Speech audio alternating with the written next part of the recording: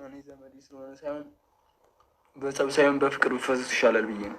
ወንድምህ አንዴ ድርቅ ካለ የሚመለስ ሰው ነው እንዴ? እኔ ደግሞ በህይወቴ እንደሱ አይነት ጭራቅ ሰው አይቼ ማለት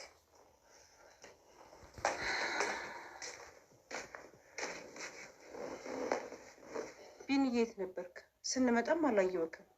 አይ እዚሁ ነበርኩ። ማማ ዝናሽ ስቶባችሁ ተበላሽቶ ላስተካክላቸው እጄ ነው እና ያቺ ቆንጅዬዋ እንጆሪ የመሰለችው ልጅ እንዴት ናት?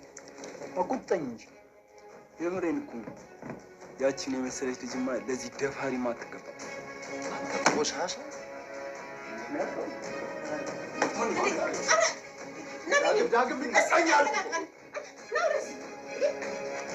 ሂዊ የያፌትና የኤፍራታን ሰርግ ለማስቆም ጥረት እያደረገች ነው። ምን ያህል ይሳካላት ይሆን? አብረን የምናይ ይሆናል። አዲሷ የያፌት ሰራተኛ ማን ይሆን ለስለላ እንድትሰማራ ያደረጋት? ሰላም ጤና ይስጥልን የኩናቲው ተከታታዮች እንደምን አላችሁ? በያላችሁበት በዓለም ዳርቻ ሰላማችሁ ብዝት ተረፍረፍ ይበል እያልኩኝ ዛሬም በአዲስ ቪዲዮ መጥቻለሁ። ሐረግ ድራማ ላይ ከተመለከትናቸው ውስጥ እስኪ ወደፊትስ ምን ሊሆን ይችላል የሚለውን አጠር አድርጌ ለማቅረብ እሞክራለሁ። በቅድሚያ ለድምጼ ይቅርታ እየጠየቅኩኝ ወደ ዛሬው ክፍል ወስዳችኋለሁ። ኤፍራታ ያፌትን ለማግባት አሁን ላይ ወስናለች። ይህንን ያደረገችው ለምን ይሆን? እንግዲህ በእገታ ሰዓት የነበሩ ሴቶችን እያስታወሰችና የእነሱን ስቃይ እያሰበች ሁሉም ነገር ከኔ በስተቀር ይስተካከላል፣ የነናታን ቤትም ወደ ነበረበት ይመለሳል እያለች ነው ራሷን መስዋዕትነት አድርጋ በዙሪያዋ የነበሩ ሴቶችና እንዲሁም በስቃይ ላይ ያሉ ሰዎችን ነጻ ማውጣት ስለምትፈልግ ራሷን መስዋዕትነት ለማድረግ ቁርጠኛ የሆነች ይመስላል። አሁን ላይ ኤፍራታ በውስጧ ያለውን ሚስጥር እንዳትናገር በብዙ ማስፈራሪያ ስላስፈራራት ለዚህ ደግሞ ደንታ የላትም። ሚስጥሯንም ለማንም መናገር አትፈልግም። አንድና አንዱ ውሳኔዋ ያፌትን አግብታ ሌሎቹን ነጻ ማውጣት ስለሆነ ማለት ነው። እንግዲህ ኤፍራታ ውሳኔዋ ይሄ ይሁን እንጂ ሁሉንም ነገር ደግሞ ሂዊ ጠንቅቃ ታውቃለች። ታዲያ ለቤዛ የነገረቻት አንድ ነገር አለ። ለጥቂት ጊዜ መሰወር እንደምትፈልግና እንደማይገናኙ ነግራታለች። ኤፍራታን እህትሽ ናት፣ አትራቂያት፣ ልትቀርቢያት ይገባል በማለት ቤዛን እያስረዳቻት ነበረ። ታዲያ ቤዛም አሁን ላይ ኤፍራታ ከቤት እንደሌለችና የት እንደሄደች ነገር ግን ልትረዳት እንደምትፈልግ ለሂዊ አስረድታታለች። ኤፍራታ ግን በቤዛ ላይ እምነት ይኖራት ይሆን?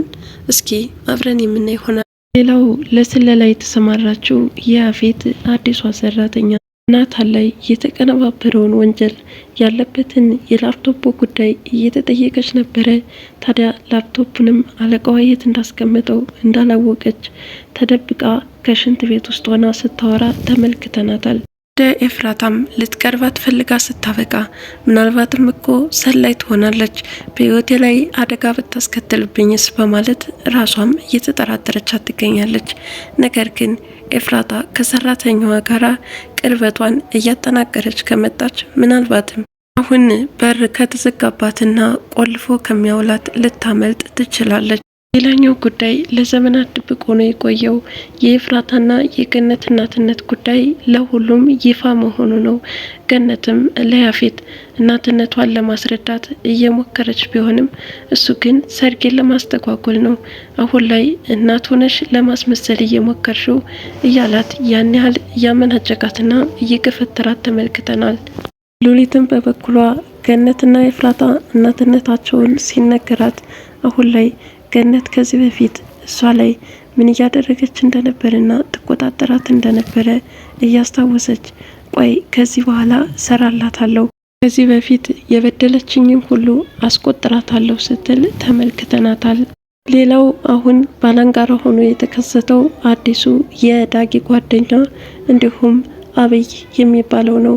አብይ እንግዲህ ያፌትን ጽዮንን መውሰድ እንደሚፈልግና ከዛም እንደሚመልሳት ሲነግረው ያፌት ግን በጥፊ ነበር የመለሰለት። ምክንያቱም ጽዮን የስጋ ዘመዱና የሚወዳት ስለሆነ ማንም ምንም ነገር እንዲያደርስባት ስለማይፈልግ ማለት ነው። ታዲያ አብይ ግን የያፌት ጥፊ ብቻ አልበቃውም።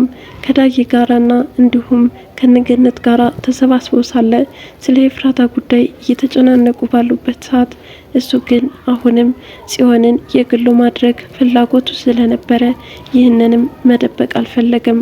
ወዲያውኑ ነበረ ለቢኒ የነገረው። ጽዮን ማለት ያቺ እንቡጥ አበባ የሆነች ልጅ ለዚህ ደፋሪና ወንጀለኛ አትገባም በማለት በድፍረት ሲናገረውና ቢኒም ተነስቶ ግብ ግብ ሲገጥሞ ተመልክተናል። የቢኒና የአብይ ፍጥጫስ የት ይደርስ ሲሆን አብረን የምንመለከተው ይሆናል። ሌላኛው ጉዳይ ለሰርጉ በዝግጅት ላይ ያለው ያፌት ምን ያህል ይሳካለት ይሆን?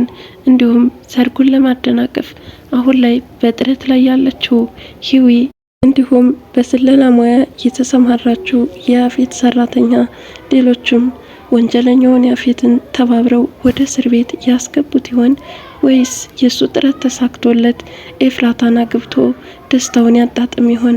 ሁሉንም አብረን የምናየው ይሆናል። በእርግጥ ኤፍራታ ራሷን መስዋዕትነት ለማድረግ በዝግጅት ላይ እንዳለች ሁላችንም ተመልክተናል።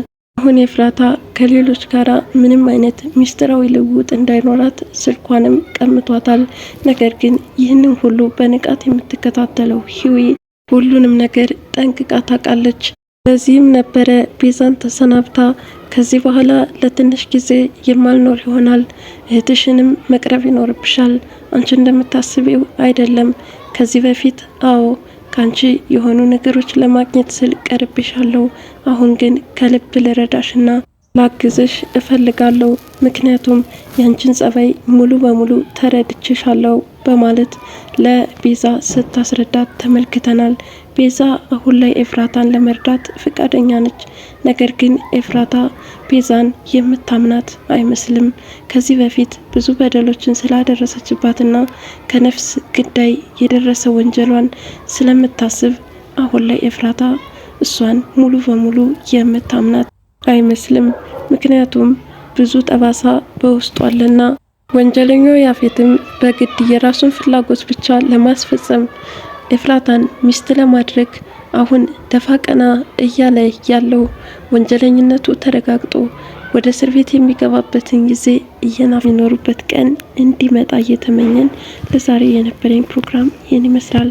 በቀጣይ ቪዲዮ እስከምንገናኝ ድረስ መልካም ጊዜ ይሆንላችሁ እያልኩኝ እዚሁ እሰናበታችኋለሁ። አመሰግናለሁ።